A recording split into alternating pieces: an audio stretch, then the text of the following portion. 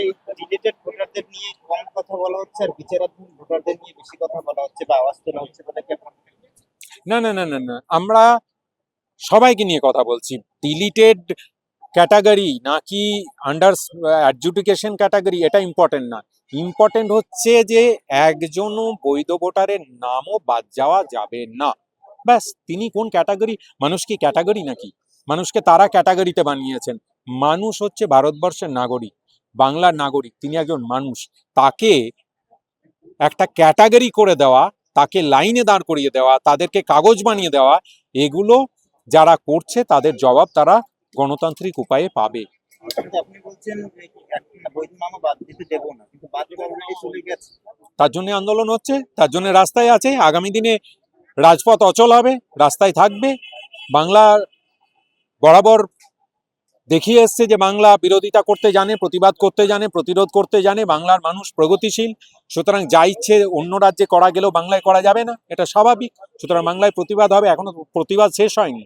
ধর্ণা চলছে, মিছিল চলছে, মিটিং চলছে, দেখাই যাক শেষ কোথায় হয়। আমরা আইনিভাবে লড়বো, আমরা সংসদে লড়বো, আমরা রাস্তায় লড়বো। সুতরাং লড়াই সব জায়গা থেকেই হবে।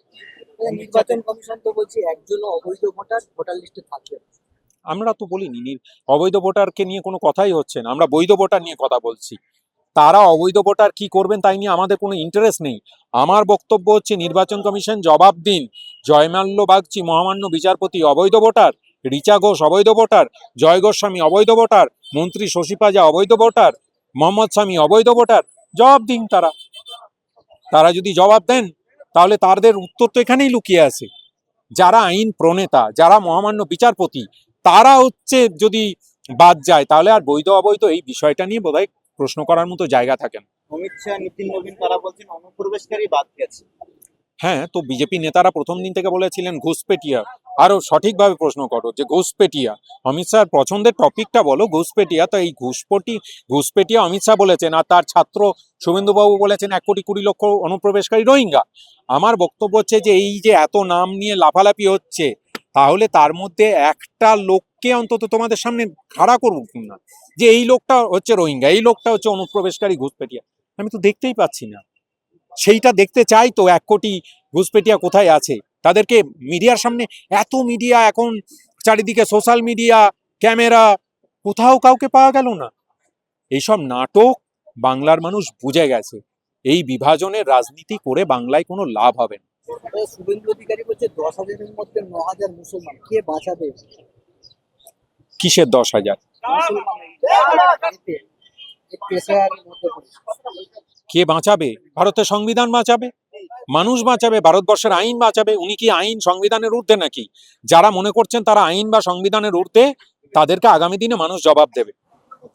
কিন্তু তিনি ওপেনলি বলছেন যে এখানে এটা ধর্মের, এসব ধর্মের মধ্যে এখানে চলবে না, এই দেশের নাম হিন্দুস্তান, এখানে হিন্দুরা রাজত্ব করছে।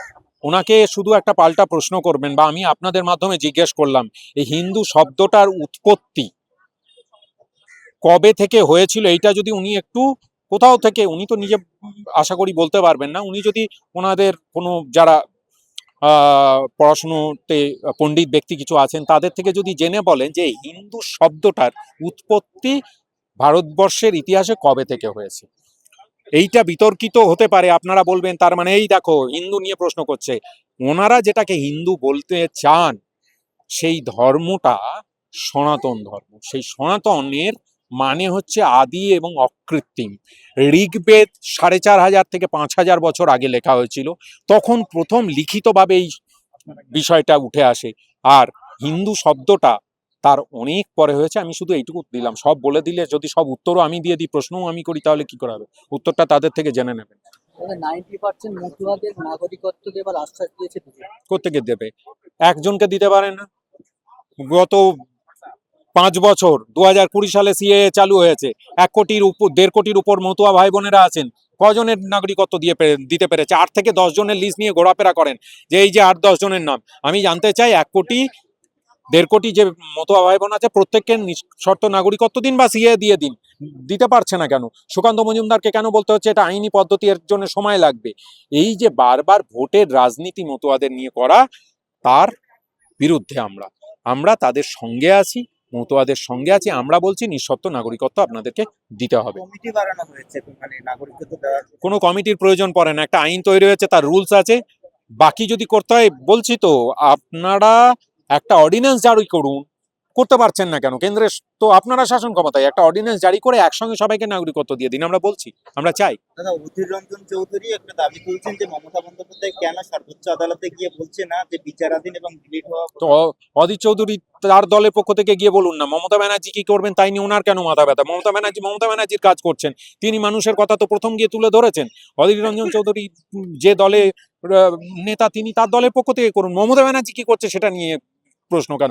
উনি কি করছেন সেটা ঠিক করুন। আগামীকাল মমতা বন্দ্যোপাধ্যায় ধর্মতলায় মেট্রো চ্যানেলে ধর্ণা অবস্থান করছে। মমতা বন্দ্যোপাধ্যায় চিরদিনই রাস্তার মানুষ, রাস্তায় লড়েন, মানুষের জন্য লড়েন। আগেও ধর্ণা মঞ্চে ছিলেন, এখনো ধর্ণা মঞ্চে আছেন। এটাই প্রমাণ করে মমতা বন্দ্যোপাধ্যায় গত 5 দশক ধরে মানুষের জন্য লড়াই করছিলেন, করছেন এবং ভবিষ্যতেও করবেন।